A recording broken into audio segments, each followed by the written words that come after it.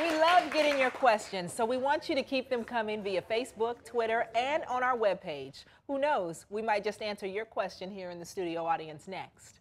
Today on an all-new Daily Helpline, let's give it up for Tisha Campbell-Martin. And I have to fight for my son. I told my husband, you are the leader of our household, but I want to lead in this. I will save his life.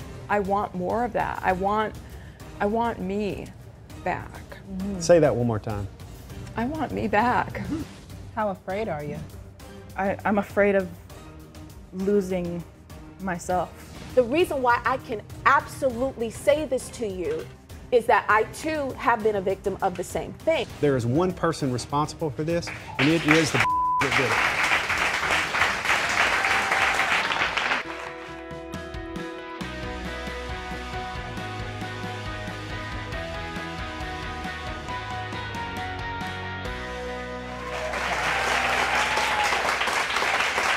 Hello and welcome to the Daily Helpline. I'm Miles Edcox. And I'm Spirit, and we have a great show for you today. We'd like to introduce a very special guest joining us today to share some of her personal journey, some of which you may not have heard before. You remember her from hit TV shows like Martin and My Wife and Kids. Let's give it up for Tisha Campbell-Martin.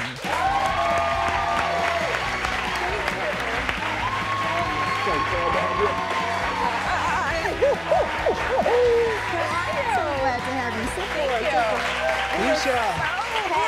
Welcome. It's not often we get a happy dance out of Spirit. I know. I'm so glad. Clearly, we're excited to have you. Yes. Thank you. And you know, it was funny because I told her backstage, I said, I never like to meet the guests before, but I was so excited that she was coming today.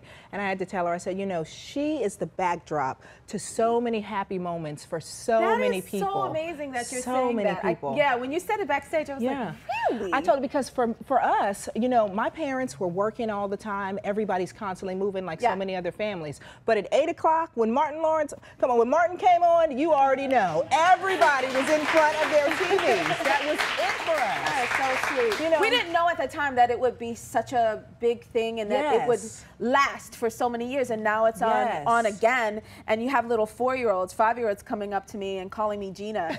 And you just have an appreciation for it. You know, it's not anything that I think is a bad thing at all when they call me that name. But I really appreciate that it extended, like it's like the Brady Bunch. I love that that was your platform, but you've done so many cool things since. So what are some of the things you've got going on now? Well, I started a foundation called Colored My Mind, and it's to benefit and to teach and to obtain resources for families who have just been struck with a diagnosis of autism. We are so glad you're here. Thank and you. I think it's going to be amazing. I Here. think you're going to have a lot to share with some of our guests. So with that, we want to get to it. Yeah, let's do it. So let's meet our first guest. Tamesha's pain from a traumatic experience over 8 years ago has her stuck in a never-ending cycle of addiction. Take a look at the video she sent us. I'm 20 years old and I have an addiction of alcohol and binging. I started drinking really bad when I was about 14, which is really young. I started drinking to take away the pain from an incident that happened to me when I was really young. And I used it as like a crutch to like hide the pain that I've been going through. And around the anniversary of what happened to me, I tried to get so drunk that I wouldn't feel anything. I wouldn't feel violated, and it kind of hurts me in like relationships that I go through now. And with the binging, I've gained about 100 pounds with the way that I've been eating. So I'm trying, I just want to know how to stop using alcohol and food as a crutch from my actual pain, how to deal with that. So Tamesha, first, thank you so much for coming and joining us here at the Daily Helpline. And we just have to say, when Miles and I saw your video, we knew that we had to bring you here from Dallas to join us in the studio. So thank you so much. Thank you for having me. Yes. Tell us a little bit about why you're here today.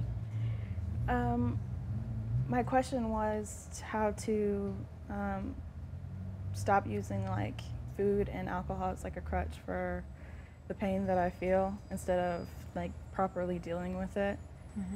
So back in March I had a incident that happened where I was completely gone by like my addiction, and I almost lost all my friends, and my family had to have like an intervention with me because like I just was a completely different person. And my friends like haven't really looked at me the same way since. And so now like I don't want to be seen as that kind of person anymore, and I want to help myself as well as like the people around me to deal with it. So I hear you say it. Have you named what it is yet? I feel like it's just an addiction to like food and alcohol, but I'm not quite sure exactly what it is. So one of the things that you talk to our producers about is that this goes back to an assault that happened when you were 12 years old, correct? Yes. The guy was 18 and I was 12, and I just, it's difficult to like deal with the fact that the only thing that you held innocent at the time is like taken from you. When you don't really have anyone to talk to about or deal with it with you. So let us go through it, because I want to be able to really paint the picture for the audience. And so you were sexually assaulted at the age of 12, yes? And you kept it a secret all the way up until around the age of 17? And during that time, around what, the age of about 14 is when the drinking started? Yes. Because you go to like parties and stuff when you start high school, and I mean, let's just be real, there's going to be like alcohol there. And so when I was partying, I would forget about the day-to-day of the pain that I was struggling with. So it's just like, okay, so this helps not to feel anything. So I would just keep doing it until like I just forgot everything that happened. And it was the best way I felt like I could deal with it without having to really talk about it, because I didn't like remembering the situation. And when did the binge eating start? That started right afterwards when I was 12, and I gained about 100 pounds. And you mentioned this February and about the anniversary of the assault. Yeah, February what 20th. happens? Well, my sister's 22, so sometimes I would just like, we kind of look alike, so I would just take her ID and go get like bottled vodka, gin, or some whiskey, just drink the whole thing by myself. And if that didn't knock me out, I'll go get another one, and another one until I passed out. How afraid are you? I don't like not being in control of myself, because I feel like it controls me majority of the time, and I feel like nothing should have that much power over you in your lifetime. So I'm afraid of losing myself in this whole thing, because I feel like a lot of me, the person that I used to be before all this started happening, is basically gone, and I really want to get that person back. Okay. First of all, you're very brave to open up to us, and you're going to help a lot of people by just admitting this out loud and saying the truth out loud, okay? So I want to acknowledge you for your bravery and thanking you. Thanking you for sharing with us, okay? Because that takes a very big, you're a very big being to do that, okay? That's number one. Number two, you can no longer be a victim. You have to be victorious at this point. You can't play the victim, because at this point, and I'm not saying this to put you down or anything, what I'm saying is he's winning, and you're allowing him to win. You're making a conscious decision to harm yourself, to hurt yourself, and allow this person to still have dominion over your life. You can't do that anymore. The reason why I can absolutely say this to you without, without judgment or anything else is, and this is the first time that I've admitted this on camera in front of millions of national people, is that I too have been a victim of the same thing. When I was 3, I was raped, and by an older person. Now, I knew as a child that I did nothing wrong and that this wasn't my fault. But I have found forgiveness in the guilt that I might have had, like, I felt like, did I pull this in? Did I do something at 3 years old? No, it's a heinous crime. Now, that's not to say that it didn't affect me, because as a mom, I wasn't able to breastfeed my first child because I felt like I was doing something wrong. And so I had to stop that. But I got past that. Anything any challenge that's in my way, I move into it and I fight through it.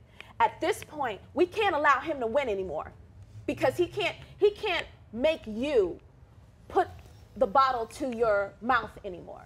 You're gonna make the conscious decision today to not have to binge eat anymore or cause harm to your body or try to make yourself, I don't know, whether it's unattractive or ease the pain, because there has to be forgiveness for you and doing this to yourself. And I luckily, and I am blessed enough to have had the opportunity for the person who did this to me to apologize. And this just happened a couple of months ago. I received a letter from prison, and he apologized for everything that he did. And I found so much relief in forgiveness. I want to acknowledge two things, really important things that you're saying right now. You made this possible to get this gift.